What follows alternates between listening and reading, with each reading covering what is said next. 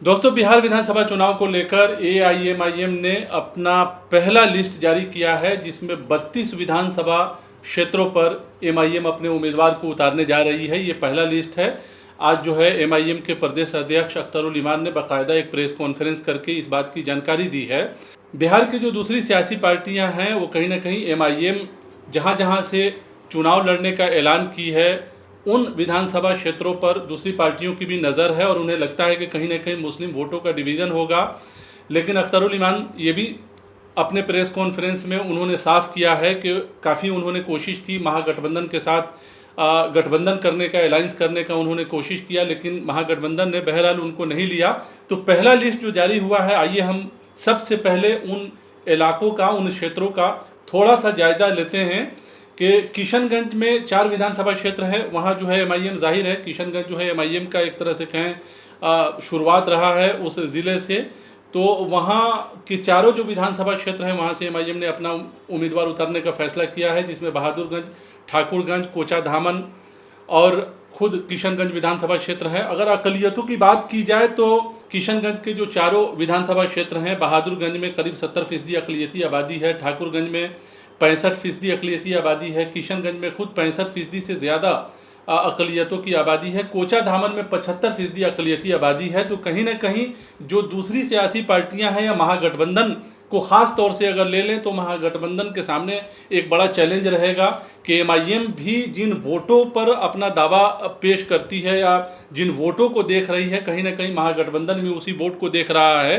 तो काफ़ी दिलचस्प जो है यहाँ मुकाबला होगा। उसी के साथ जो है एमआईएम पूर्णिया के आमौर, बायसी और कस्बा विधानसभा क्षेत्र में चुनाव लड़ने का ऐलान की है। आमौर में भी 75% अकलियती आबादी है, बायसी में भी करीब 70% अकलियती आबादी है और कस्बा में देखें करीब 45% अकलियती आबादी। तो यहाँ पे भी मुकाबला रोचक हो सकता है और तमाम सियासी पार्टियाँ कहीं ना कहीं इस बात पर गौर कर रही है और देख रही है कि एमआईएम कहाँ और किन किन विधानसभा क्षेत्रों पर अपना उम्मीदवार उतारने जा रही है। और ख़ास तौर से जो महागठबंधन के जो मुस्लिम उम्मीदवार हैं, हालांकि अभी तक जो है वहाँ उम्मीदवारों के नाम का ऐलान नहीं हुआ है, लेकिन जो मुस्लिम उम्मीदवार अपने आप को समझ रहे हैं कि फला जगह से वो उम्मीदवार हो सकते हैं, उनकी मुश्किल और ज़्यादा बढ़ी हुई है। लोग जो है बाकायदा इस सिलसिले में फ़ोन करके ये बात कहते हैं कि एमआईएम के उम्मीदवार वहाँ चुनाव लड़ेंगे तो जाहिर है उनकी परेशानी कहीं ना कहीं है और वो बढ़ी हुई है, उनकी बेचैनी भी दिखती है, साफ दिख रही है। इसी के साथ कटिहार में बलरामपुर, प्राणपुर, मनिहारी, बरारी और कदवा विधानसभा क्षेत्र को जो है एमआईएम ने चुना है, जहां से वो इंतखाब लड़ेंगे, विधानसभा का चुनाव लड़ेंगे, अपना उम्मीदवार देंगे। अब आप देखिए यहाँ पे अगर अकलियतों की आबादी की बात की जाए तो बलरामपुर में करीब 65% अकलियतों की आबादी है। उसी तरह प्राणपुर में करीब 50% के आसपास अकलियतों की आबादी है।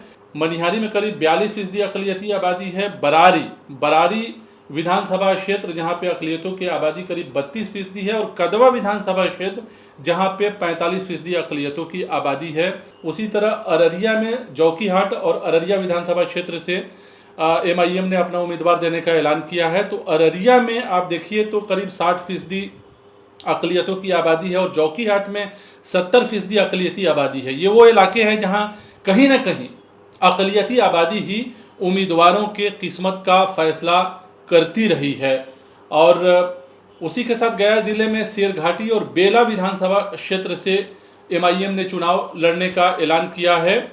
मोतिहारी जिला यानी पूर्वी चंपारण के ढाका और नरकटिया विधानसभा क्षेत्र से एमआईएम अपना उम्मीदवार देने जा रही है। ढाका में करीब 34% अकलियतों की आबादी है और ढाका से राणा रणजीत सिंह चुनाव लड़ेंगे, ऐसा पहले से पार्टी जो है कहीं ना कहीं कहती रही है और वो अपनी तैयारी भी कर रहे हैं। उसी तरह नरकटिया विधानसभा क्षेत्र जहां अकलियतों की आबादी करीब 28% है और वहां डॉक्टर शमीम साहब 2 बार से आरजेडी के विधायक हैं, इस बार भी चुनावी मैदान में हैं, बिहार के लॉ मिनिस्टर रह चुके हैं। तो जाहिर है कहीं ना कहीं एमआईएम जो है महागठबंधन के उम्मीदवारों के सामने एक बड़ा चैलेंज खड़ा करेगी।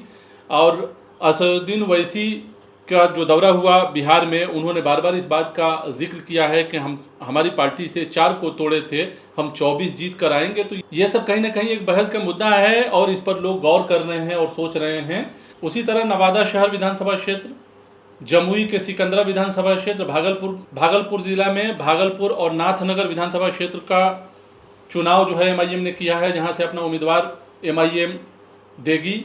सीवान जिले में सीवान विधानसभा क्षेत्र से चुनाव लड़ने का ऐलान किया गया है। वहीं दरभंगा के जाले केवटी, दरभंगा ग्रामीण और गौरा बौराम विधानसभा क्षेत्र से एमआईएम अपना उम्मीदवार उतारने जा रही है। अब दरभंगा के ऊपर अगर गौर करें, चूंकि अकलियती जिला है, तो दरभंगा में गौरा बौराम विधानसभा क्षेत्र, जहां अकलियतों की आबादी करीब 22% है। दरभंगा ग्रामीण में अकलियतों की आबादी करीब 26% है। केवटी और जाले, जहां अकलियतों की सबसे ज़्यादा आबादी है, केवटी विधानसभा क्षेत्र में करीब 33% और जाले में भी करीब 33% अकलियतों की आबादी है। तो जहां जहां अकलियतों की आबादी ठीक ठाक पोजीशन में है, एमआईएम कहीं ना कहीं अपना उम्मीदवार उन क्षेत्रों में, उन विधानसभा क्षेत्रों से उतारने का ऐलान की है और उतारने जा रही है। समस्तीपुर में कल्याणपुर विधानसभा क्षेत्र से एमआईएम अपना उम्मीदवार उतारेगी। सीतामढ़ी के बाजपट्टी विधानसभा क्षेत्र से एमआईएम अपना उम्मीदवार उतारने जा रही है। मधुबनी के बिस्फी विधानसभा क्षेत्र, जहां अकलियतों की एक अच्छी खासी आबादी है, बिस्फी में करीब 35% अकलियती आबादी बिस्फी में है। उसी के साथ वैशाली के महुआ विधानसभा क्षेत्र से एमआईएम ने अपना उम्मीदवार उतारने का फैसला किया है और गोपालगंज जिला के गोपालगंज विधानसभा क्षेत्र से एमआईएम अपना उम्मीदवार उतारने जा रही है। तो एक तरह से कहा जाए कि बिहार के ये वो विधानसभा क्षेत्र हैं जहां कहीं ना कहीं अकलियतों की एक बड़ी आबादी है और उम्मीदवारों के जीत हार में अकलियती आबादी कहीं ना कहीं फैसला कुन पोजीशन में है और उम्मीदवारों की किस्मत का फैसला अकलियती आबादी के वोटों से होता है। तो एमआईएम ने जो सीट को तय किया है, जो विधानसभा क्षेत्रों का इंतखाब किया है, कहीं ना कहीं एक ज़बरदस्त स्ट्रेटजी के साथ काफ़ी सोच समझकर किया गया है और ये देखा गया है कि वहाँ अकलियतों की आबादी कितनी है।